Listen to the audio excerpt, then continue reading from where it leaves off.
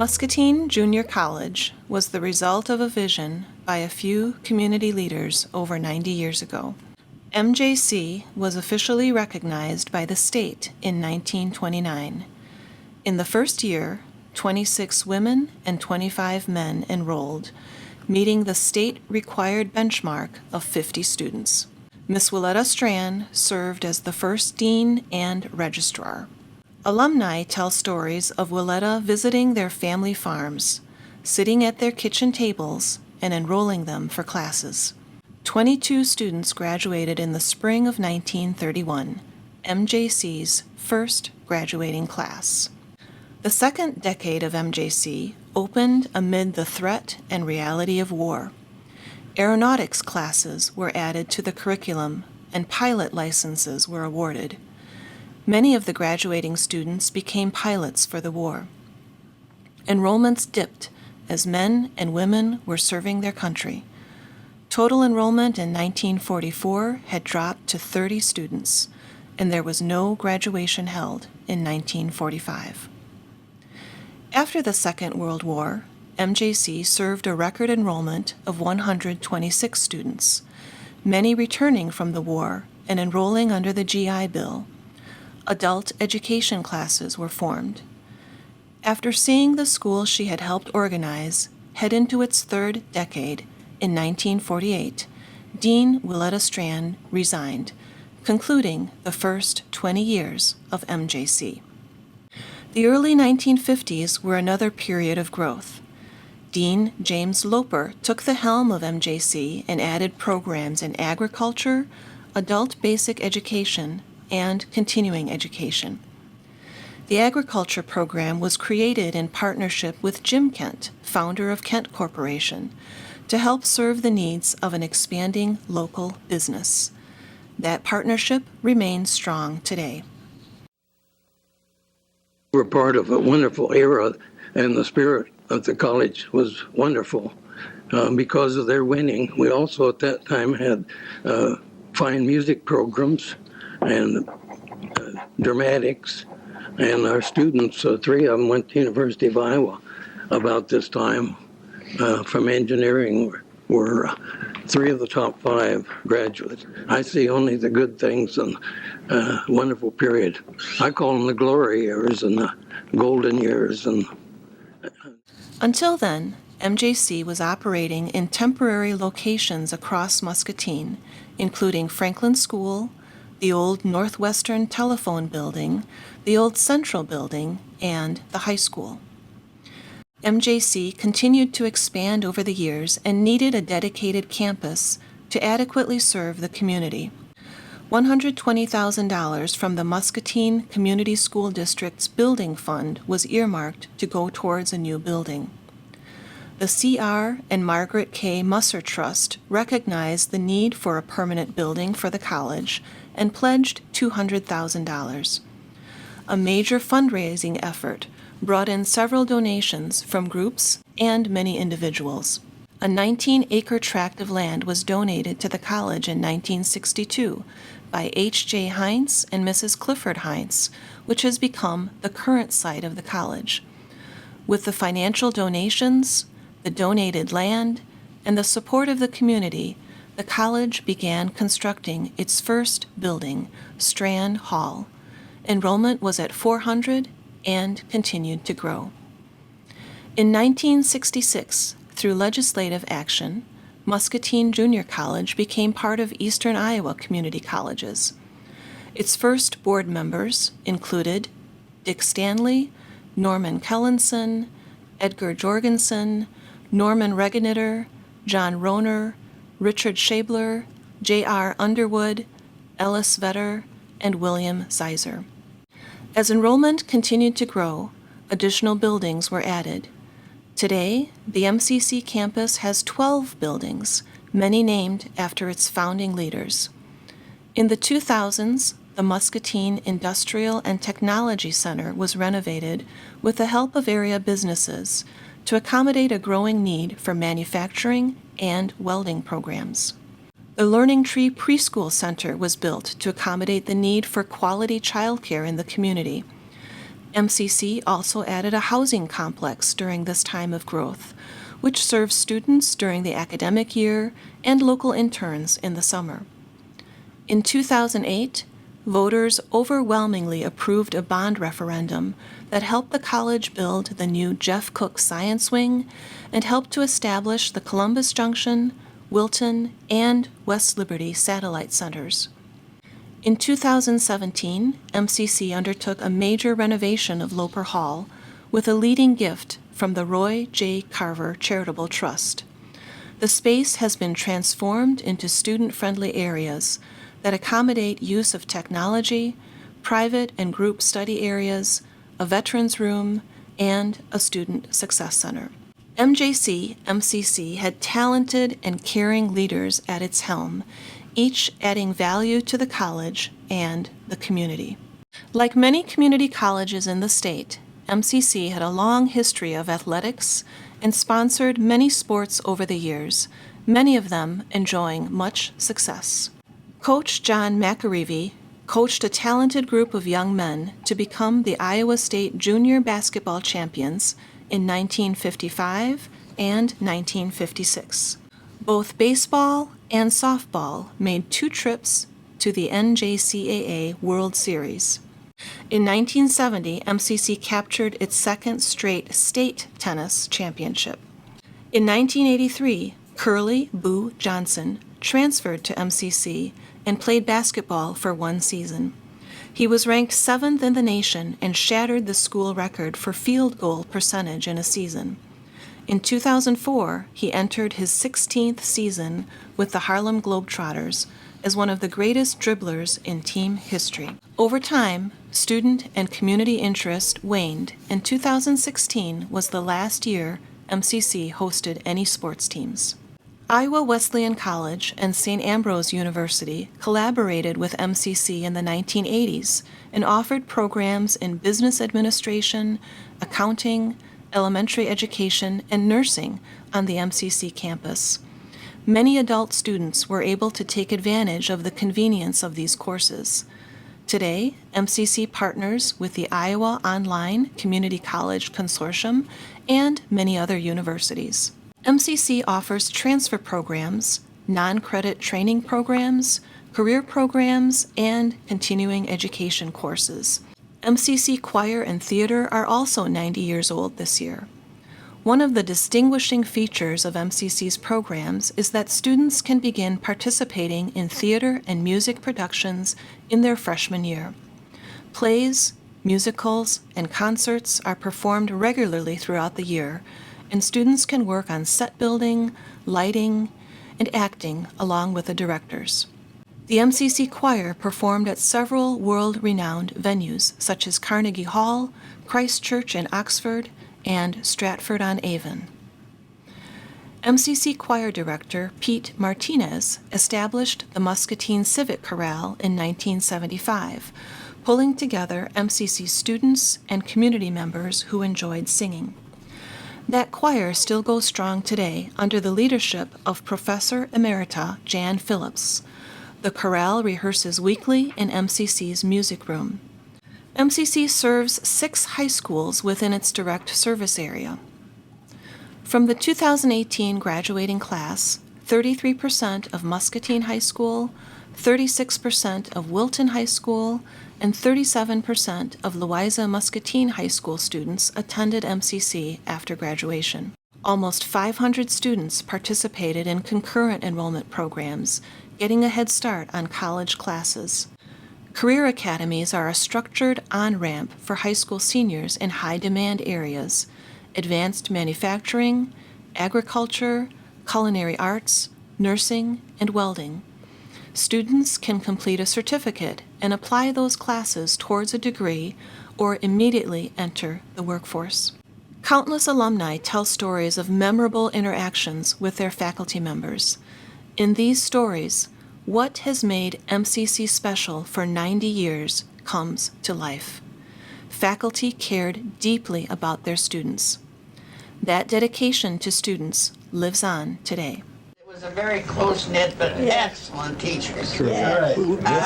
Excellent, excellent. I can't say She enough good words about any of them, really. we didn't have a very big faculty, you know. No, but they really, well, they just were excellent. That's the only word I can say for them. They were not protagonists as they are in so many schools today, the faculty. They were people that you wouldn't call Miss Strand Willetta and you wouldn't call Louise Gackle Louise. You respected them both thoroughly, but at the same time you would say my friend Miss Strand or my friend Miss Gackle. And as I reflected on my experiences here, that had a real impact on me, I think, because it taught me the fact that as a teacher, you have to be respected. That's number one. But you can be respected and liked at the same time. And that is one of the hallmarks of good teaching. And it was the best 2 years of my life. I think two of the best anyway. And it was a wonderful experience. And I met lifelong friends here and had a wonderful education. She was just a marvelous lady as far as I'm concerned. She was an excellent teacher along with that. And I'm sure we all could have these stories, but I enjoyed her very much.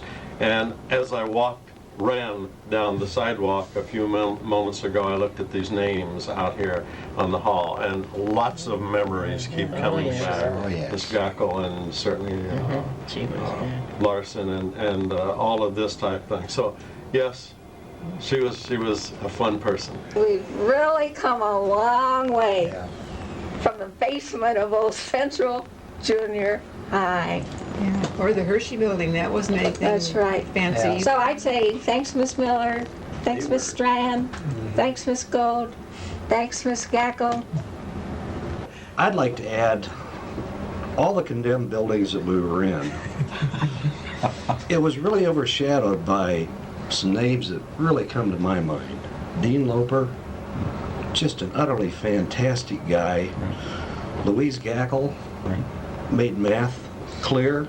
You could really understand, because that was a tough one for me. Speak for yourself. Yeah. But the one that really stands out in my mind was Martha Goad. Martha Goad could transport you, she taught history, she could transport you from the present to the past and make it come alive. Utterly fantastic. Mr. Cook always had such a bright personality. Friendly, helpful, and again, he really knew his subject well and was always ready to help anyone after hours if you were struggling with something. Still sounds like the man I know 39 years later. I'd say he's very dedicated and still is.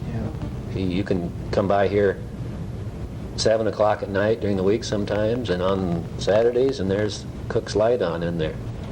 I would say I would spend 7 more years at Iowa State after leaving here, master's, PhD, and I think I had some instructors who were as good, but none better than Mr. Hebert or Mr. Larson. Or say this, I went to the University of Iowa, and I went to the Writers' Workshop, which is the most famous writing school in the country, and I am a writer. So I obviously must have had some good teachers at Iowa City, and I did. But the two best teachers I ever had, anywhere, were Jack Lockridge and Keith Larson. Is that right? I had better instruction at Muscatine Community College as an undergraduate than I had instruction as an undergraduate at the University of Iowa. Now, when I got to graduate school, it's a different story. The graduate school got itself up to the MCC level. Yes, I'd do it all over again. Thanks for the memories. I'm just astounded. Never would we have ever, any of us on the faculty in my day, and even on into the years, ever thought and dreamed that this could be such a wonderful institution. And I think a lot of that is due to Dean Loper, who was a guided the school for many years and watched it grow and helped it grow. Over the years, we've understood that students require support in and outside of the classroom to have their biggest chance of being successful. Working in the background are the employees who advise students, help them with their financial aid, support their learning in the Student Success Center and library, award scholarships, assist them in enrolling and registering for classes. Many times, they are the students' biggest cheerleaders. The Muscatine Learning Consortium is a partnership among local companies and MCC to address the common training needs of the partners. These companies have chosen to pool resources and share learning opportunities in foundational skill areas. This innovative concept allows each company to further promote and expand the personal and professional development opportunities of employees above and beyond individual corporate offerings. Through Iowa's 260E and 260F programs, partners have access to state funding for training new and existing employees. MCC began working with Muscatine Center for Social Action and Iowa Works to offer a fast-paced welding program to train under or unemployed clients of MCSA. After 8 weeks and hundreds of hours of training, tours, and coaching, the students have found skilled positions at companies such as Raymond, All Steel, H&I, Wilton Precision Steel, and Gerdau. 4 groups of students have completed this innovative training program. Business partners are key to its success, as are the staff at MCSA and MCC who support the students along the way. Muscatine Community School District received a grant from the Governor's STEM Advisory Council to offer after-school STEAM programming for 4th graders in Muscatine area schools. MCSD worked with MCC to offer the modules on site and have 50 kids bused to the college after school. Businesses offered the instruction and were supported by teachers who helped to engage the students. Topics included building bridges, wind energy, improvisational theater, electricity, and agriculture and food science. Students also got to tour many of the local facilities. Some students commented about the program. While the grant funding has ended, the business community has embraced this program and continued to fund it to give this special opportunity to 50 MCSD kids every year. MCC has a long history of international involvement through some formal federal grant programs, such as community colleges for international development, and more informal connections, such as through Muscatine's sister cities and local churches. MCC found itself at the center of these exciting partnerships. The sheer number of countries visited to share U.S. culture and knowledge about community colleges was impressive and included Ukraine, South Africa, Thailand, Indonesia, Republic of Georgia, India, and Namibia. Many times, MCC faculty and administrators found themselves explaining the college's multiple partnerships with local businesses and the concept of open-door community colleges where all students are welcomed. These were new ideas for many international partners. So we had a program where a number of international students from a variety of different countries came to campus to study for a year, and they would come from Ghana and Pakistan and Indonesia and Egypt and Brazil. And we often would meet them. They were going to a variety of different colleges across the United States, and we would meet them at the orientation in any given place. And I remember we were doing orientation in Chicago, and the students were getting their assignments on where they were going to be placed for the next year. And when many of them found out they were going to be in Muscatine, they were just so disappointed. You know, they wanted to be in California where Hollywood was, or in Florida where Disney World was, or New York City. And they heard of other students who were going to those areas. And they came to Muscatine, and I think what they found out was they were able to be ambassadors for themselves, for their families, and for their own country, because we didn't have a lot of folks from Pakistan going to school here, or from Indonesia, or from Egypt, or any of the other countries they came from. And when they had spent some time here, they actually found that they were just that. They were ambassadors for themselves and for their families from their country. And it became a much richer experience. And the friendships that they made while they were in class and with their host families and their mentor families lasted a lifetime. And I heard so many of them say towards the end of their stay here, they were so glad that they actually didn't get placed in some of those other bigger places because they kind of would have just got lost. And what they found is they didn't get lost at all here in Muscatine. They became part of the MCC family. And it was really great to watch those connections be developed and built. And I can tell you there was a lot of tears shed at the airport when we were sending them back home after they completed their time here at Muscatine Community College. And I think that's what made it memorable for those students and for the staff and students who also got to experience what they had to bring to our classrooms. The Community's College. We take this slogan to heart. We take our students' success seriously and work to help them reach their goals every day. Additionally, the college sponsors several lectures and activities for community members to be a part of the campus. Iowa's Poet Laureate Mary Swander will be offering a series of workshops in 2019. An Alexander Clark Lecture will occur in February 2020. A public art project will be unveiled in the spring in partnership with the Iowa Department of Cultural Affairs. Along with the Greater Muscatine Chamber of Commerce, the college hosts legislative forums in February, March, and April for the public to engage with elected officials, and it co-sponsors the Leadership Muscatine program annually. Every decision we make has the community's best interests at heart. We are the Community's College, yesterday, today, and tomorrow.